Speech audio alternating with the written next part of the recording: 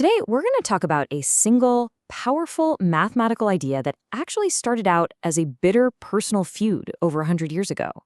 It's an idea with this hidden, pretty dramatic history that now, well, it quietly shapes just about every part of our modern digital world. So I've got a riddle for you. What on earth could possibly connect a classic Russian poem, the invention of the atomic bomb, and the search results you get from Google every single day?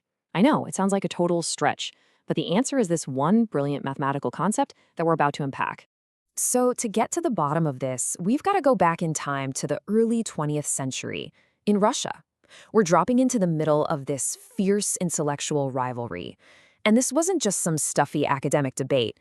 No, this was a clash of worldviews where probability theory got really personal and ended up changing the world. Okay, so on one side, you have this guy, Pavel Nekrasov. He believed that for probability to work, the whole idea that averages even out over time, events had to be totally independent. Think of it like a coin flip, where one flip has nothing to do with the next. He even connected this to his beliefs about free will and God. And then, on the other side, you have Andrei Markov. He was a staunch atheist, and he thought Nekrasov's ideas were just total nonsense. Markov was absolutely sure he could prove that even dependent events, where one thing directly influences the next, were still totally predictable with math. So Markov, he's got to prove his point, right? To settle this feud once and for all. And the way he chose to do it was, well, pretty unconventional. He turned to one of the most famous works of Russian literature to find his proof. He was about to turn beautiful poetry into cold, hard data. Yeah, you heard that right. Markov took the first 20,000 letters of Pushkin's Eugene Onegin and treated them not as art, but as a linked sequence of events. His whole hypothesis was pretty simple, really. In any language, the next letter that shows up isn't random. It actually depends a lot on the letter that came right before it. And the results were crystal clear.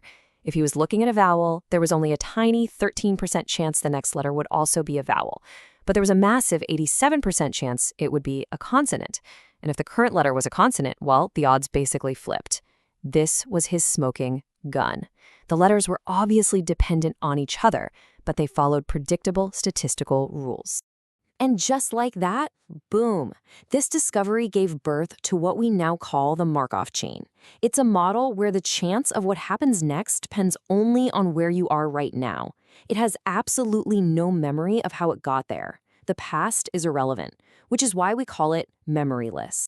For decades, this whole idea was kind of just a mathematical curiosity sitting on a shelf.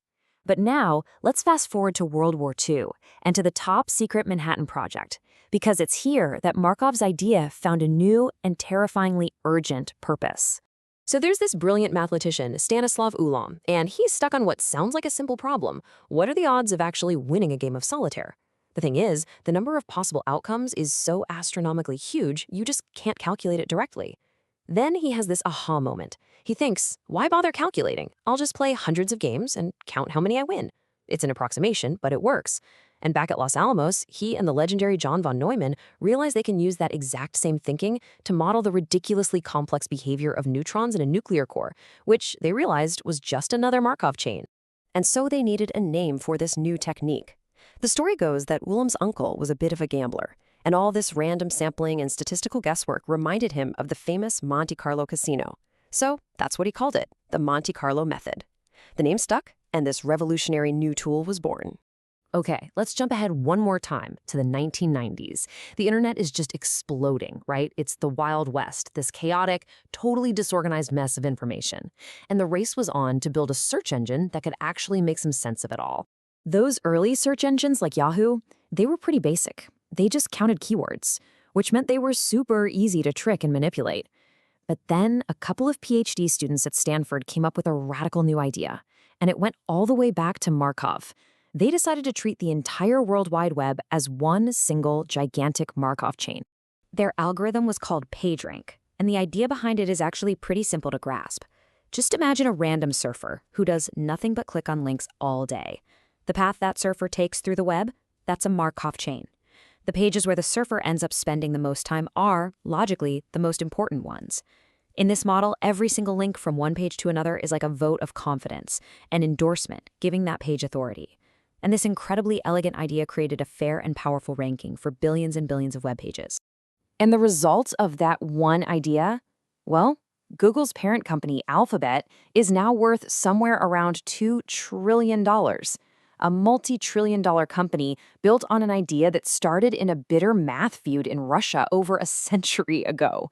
It's just wild. All right, so far we've seen Markov chains used to analyze things, ranking websites, modeling neutrons. But here's where it gets even more interesting. It turns out you can also use them to create. The logic is actually a pretty cool flip. If your model is really good at predicting the next word in a sentence or the next note in a song, you can just turn that around and ask it to generate the next step. And if you keep doing that over and over, you can create entirely new things from scratch. One of the earliest and kind of hilarious examples of this was an AI persona from the 1980s called Mark V. Shaney. It used Markov chains to generate posts on old internet forums. And the results, like this quote here, were often grammatically perfect, but just completely absurd, which kind of shows both the power and the limits of the technique back then. And it's not just goofy text posts. The exact same idea is used to compose music.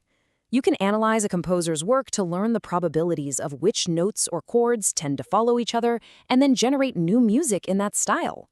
And as you can see here, people often find these AI compositions to be surprisingly good. Now we're going to take this concept one final step further. Everything we've talked about so far assumes we can see every step in the chain, right? We see the letters, we see the web pages. But what happens when the states are invisible? And that single question, it opens up a whole new world. It leads to an even more powerful tool, the Hidden Markov Model, or HMM for short.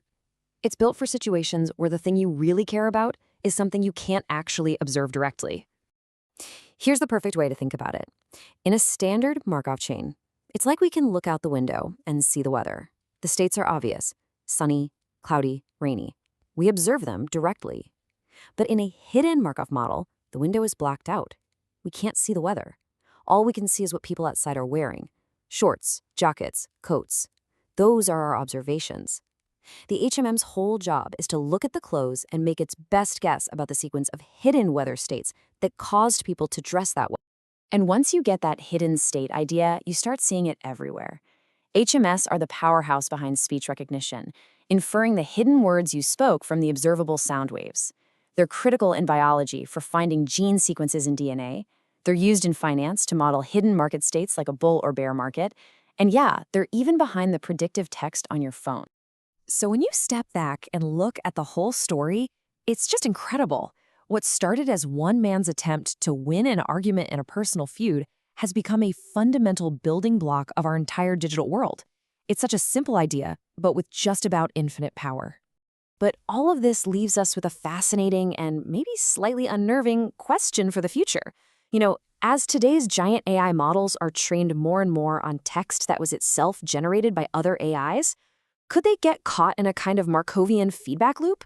A loop where they only learn from increasingly predictable, simplified patterns, and in the process start to lose the very richness and creativity that they first learned from us?